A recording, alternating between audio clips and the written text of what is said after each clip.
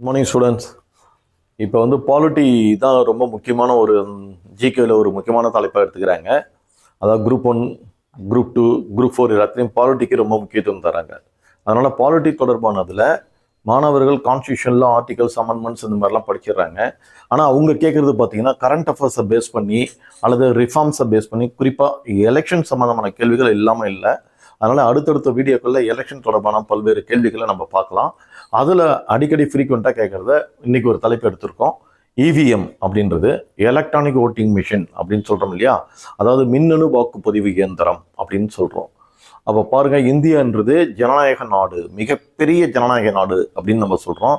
உலகிலேயே அதிக வாக்காளர்களை கொண்ட நாடு எது அப்படின்னு பார்க்கும்போது நம்ம இந்தியா அப்படின்றது நமக்கு ஒரு கேள்வியாக இருக்குது இல்லையா. அதுக்கு காரணம் என்னன்றது தெரியும். சீனாவோட நம்ம மக்கள் தொகையில் கொஞ்சம் இதாக இருந்து இப்போ கொஞ்சம் முன்னாடி வந்துட்டோம். ஃபர்ஸ்ட்டில் வந்தாலும் நம்மக்கிட்ட வாக்காளர்கள் அதிகமாக இருக்கிறதுக்கு காரணம் என்னென்னா ஓட்டிங் ஏஜ் நமக்கு 18ன்னு இருக்கிறது. அது தனி டாபிக், அது ஒரு பார்க்கலாம். அமெண்ட்மெண்ட்டு எப்போ எந்த வருஷம் பார்க்கலாம். இந்த இடத்துல பார்த்தீங்கன்னா அந்த மாதிரி இருக்கும்பொழுது இவ்வளோ மக்களும் வாக்களிக்கும் பொழுது அதை இப்பயே நம்ம போய் பேப்பர் பேலட்டில் போட்டுக்கிட்டு இருந்தோம்னா நம்மளுடைய எலெக்ஷன் நடத்தி முடிக்க முடியுமா? அதனால இந்த எலக்ட்ரானிக் ஓட்டிங் மிஷின்றது தேர்தலில் கிடைக்கப்பட்ட ஒரு மிகப்பெரிய வரப்பிரசாதம். அதனால இம்பார்ட்டன்ட் கொஸ்டின்ஸ் அதில் இருக்குது. அது நாட்டில் முதலாக எப்பொழுது அறிமுகப்படுத்தப்பட்டது, எங்கே அறிமுகப்படுத்தப்பட்டதுன்றது ஒரு இம்பார்ட்டன்ட் கொஸ்டின்ஸாக டிஎன்பிசி கருதி இன்னைய வரைக்கும் வச்சுட்டு இருக்காங்க. நம்ம அந்த இடத்துல இருந்து துவங்குவோம். அப்போ பாருங்க, ஃபர்ஸ்ட் நமக்கு 1981 சில புக்ஸில் சில இடத்துல 82 இருக்கு. 81 ஆர் 82 வடக்கு பரவூர் கேரளாவில் தான் ஃபர்ஸ்ட். எப்படி இப்போ பார்த்தீங்கன்னா பெரும்பாலான நோய்கள் சைனாவிலேருந்து ஃபர்ஸ்ட் கேரளாவுக்கு தான் வரும். நம்ம பார்க்குறோம் கோவிட்லேருந்து அது எது வந்தாலும் ஃபர்ஸ்ட் கேரளாவுக்கு கேரளாவிலேருந்து தான் அந்த டிசீஸ் பரவும். அந்த மாதிரி பாருங்கள், அப்படியே க்ளூவாக ஞாபகம் வச்சுங்க. கேரளாவில் வடக்கு பரவூர் அப்படின்றதுல இது அதுக்கப்புறம் தான் பரவுது. அதனால அது பரவூர் அப்படின்னு வச்சுங்க. 1981 ஆர் 82 முதலாக ஒரு தொகுதியில் வருதுங்க. ஃபர்ஸ்ட் இவிஎம் அங்கே தான் அறிமுகப்படுத்துகிறாங்க. அதுக்கு முன்னாடி வரைக்கும் பேப்பர்லாம் நம்ம சீல் போட்டு முத்திரை குத்தி 2ஆக மடித்து பெட்டியில் போடுவாங்க சொல்லுவாங்க இல்லையா. ரைட்டு, அந்த நிலையிலிருந்து நமக்கு எலக்ட்ரானிக் இன்னைய வரைக்கும் தேர்தலுக்கு நம்ம எலக்ட்ரானிக் ஓட்டிங் மிஷினில் பல்வேறு அடுக்கடுக்கான வளர்ச்சி நிலைகள் இருக்குது. அது அடுத்தடுத்து பார்க்கலாம். ரைட்டு, அதுக்கு பிறகு என்ன நடக்குது பாருங்கள். 1998 கிட்டத்தட்ட 82ன்னா 16 ஆண்டுகளுக்கு பிறகு மாநிலங்களில் சட்டமன்ற தொகுதியில் ஒரு 3 மாநிலங்களில் சட்டமன்ற தொகுதியில் 16 தொகுதிகளை செலக்டிவாக எடுத்து அதை செய்கிறாங்க.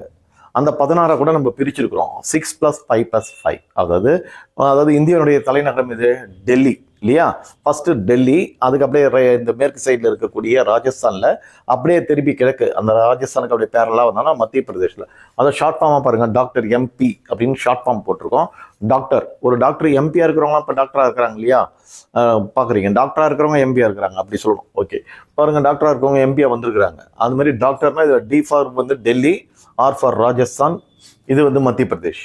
ஸோ அந்த 3 இதில் வரிசையாக ரெஸ்பெக்டிவ்லின்னு சொல்கிறோம் இல்லையா. முறையாக டெல்லியில் 6, ராஜஸ்தானில் 5, இதில் ஒரு 5 தொகுதிகளுக்கு ஃபர்ஸ்ட் இந்த இவிஎம்மை பயன்படுத்தினாங்க. அதன் பிறகு பாருங்க, இது ஒரு மாநில சட்டமன்ற தேர்தலில் முழுமையாக பயன்படுத்துறது எங்க அப்படின்னு பார்த்தீங்கன்னா கோவா. ரொம்ப ஈஸி, அதுக்கு அடுத்த வருஷமே உடனே பண்ணிடுறாங்க. இது சக்ஸஸ்ஃபுல்லாக வந்ததுனால அடுத்த வருஷமே பண்ணிடுறாங்க. அது ஏங்க கோவாவை எடுக்கிறாங்க அப்படின்னு நம்ம ஒரு குழுவாக யோசிச்சோம்னா, இருக்கிறதுலே பரப்பளவில் மிகச்சிறிய மாநிலமாக இருக்குது இல்லையா. பரப்பளவில் மிக சிறிய மாநிலமாக நம்ம இருக்கிறது கோவா அப்படின்னு சொல்கிறோம் இல்லையா. அந்த கோவாவை எடுத்துக்கிட்டு நாடு முழுமைக்கு பண்ணுறாங்க. அதுவும் சக்ஸஸ்ஃபுல்லாக இருந்தது. அது 1999 இல்லையா, 2000க்கு வருஷம் அப்படின்றத ஞாபகம் வச்சுக்கிட்டிங்கன்னா ரொம்ப ஈஸியாக அதையும் ஞாபகம் வச்சுக்கலாம். அதுலேருந்து என்ன ஆகுதுங்க, அப்போ பாருங்கள், ஃபஸ்ட்டு ஒரு தொகுதி, அதுக்கப்புறம் அதை 16 தொகுதி 3 மாநிலங்களில் போட்டு பார்த்தாங்க. அப்புறம் மாநிலம் முழுமைக்கும் வச்சு பார்த்தாங்க. எல்லாம் சக்ஸஸ்ஃபுல்லாகுது, குட் ரிசல்ட் கிடைக்குது, ரொம்ப குயிக்காக நடக்குது. அதனால் என்ன பண்ணுறாங்க, அடுத்தது பார்த்தீங்கன்னா லோக்சபா எலெக்ஷன் பார்லமெண்ட் தேர்தலில் 543 தொகுதிக்கும் 543 தொகுதியிலையும் இதை அறிமுகப்படுத்துறத 2004 கொண்டு வர. அதாவது சுனாமி ஏற்பட்ட ஆண்டுன்னு சொல்கிறோம்ல, சுனாமி மாதிரி இது தேர்தலில் இது ஒரு சுனாமி அப்படின்னு எடுத்துக்கணும். ஒரு விஸ்வரூபம் எடுத்து நாடு முழுமைக்கும் இதை கொண்டு வராங்க. ஸோ அது எம்பி எலெக்ஷனில் நாடு முழுமைக்கும் 543 தொகுதியும் வந்தது 2004. ஸோ அப்போ நீங்கள் இயர் ஞாபகம் வச்சுக்கிறது 1981 ஆர் 82 ஃபர்ஸ்ட் ஞாபகம் வச்சுக்கணும். அடுத்தது 16 வருஷத்தை கூட்டி இங்கே 16 தொகுதிகள் சொன்ன இல்லையா, அது மாதிரி இங்கே 16 கூட்டுங்க 98 99, 2004 இந்த 4 ஆண்டுகளை இவிஎம்னா இதுக்கு உங்களுக்கு மனப்பாடமாக அப்படியே வரணும். அந்த மாதிரி ஞாபகம் வச்சுக்கோங்க.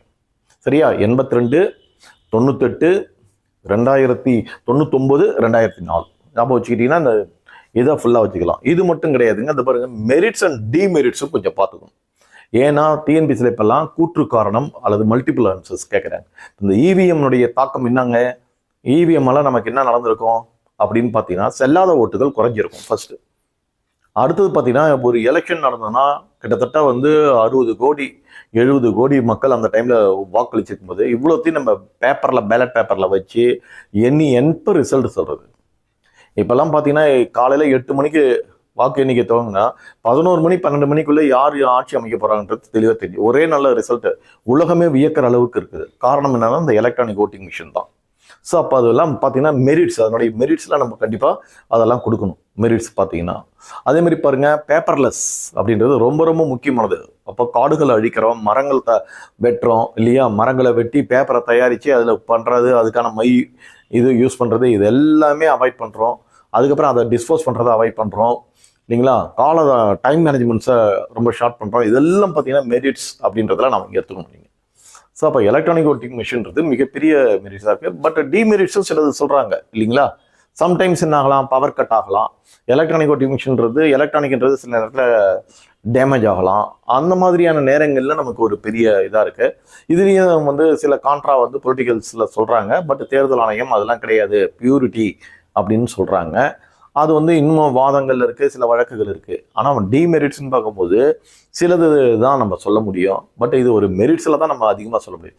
பின்வரத்தில் இது சம்மந்தம் இவிஎம் சம்மந்தமான பாசிட்டிவ்ல எது தவறு அப்படின்னு கேட்கலாம், அல்லது டிமெரிட்ஸ்ல எந்த கூற்று தவறுன்னு கேட்கலாம், அல்லது இவிஎம் பற்றிய பொதுவான கருத்துக்கள்ல பின்வரும் கருத்துக்களை ஆயுக 1, 2 சரி, 1, 2, 3 சரி அப்படின்னு சொல்லிட்டு கொடுக்கலாம். ஸோ இந்த ஃபேக்ட்ல இருந்து சம் கொஸ்டின்ஸ், மெரிட்ஸ் அண்ட் டிமெரிட்ஸ்ல இருந்து சில கேள்விகளை தொகுத்து உங்களுக்கு இந்த மாதிரி கொடுத்து கேட்கலாம் அப்படின்றது தெரிஞ்சுங்க.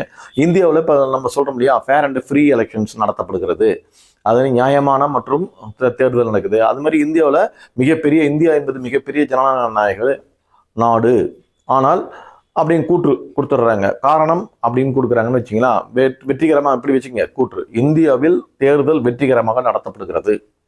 காரணம், தேர்தலில் எலக்ட்ரானிக் ஓட்டிங் மிஷின் பயன்படுத்தப்படுகிறது அப்படின்னு சொன்னால் கூற்று மற்றும் காரணம் சரி. ஸோ அப்போ இந்த சப்ஜெக்டை நல்லா அண்டர்ஸ்டாண்ட் பண்ணிட்டா அசோசியேஷன் ரீசன்ஸ், மல்டிபிள் சாய்ஸ் இந்த மாதிரி வர்றது, இந்த ஃபேக்டை வச்சு வர்ற கேள்வி எல்லாத்தையும் நம்ம செய்ய முடியும். ஸோ எலக்ட்ரானிக் ஓட்டிங் மிஷினுக்குள்ள இந்த மாதிரி நீங்கள் படிச்சுக்கிட்டீங்கன்னா, ஃபேக்டை படித்து மெரிட்ஸ் அண்ட் டிமெரிட்ஸ் படிச்சுக்கிட்டீங்கன்னா ரிட்டன் எக்ஸாம், இப்போ குரூப் 2 மெயின் எழுதுறீங்கன்னா அந்த ரிட்டன் எக்ஸாமுக்கு யூஸ் ஆகும். குரூப் 1 மெயினில் ஷார்ட் நோட்ஸில் கேட்டால் அதுக்கு யூஸ் ஆகும். அப்ஜெக்டிவ் டைப்பில் கேட்டாலும் யூஸ் ஆகும். ஸோ 3த்துக்குமே இது ரொம்ப யூஸ்ஃபுல்லாக இருக்கும். தேங்க்யூ.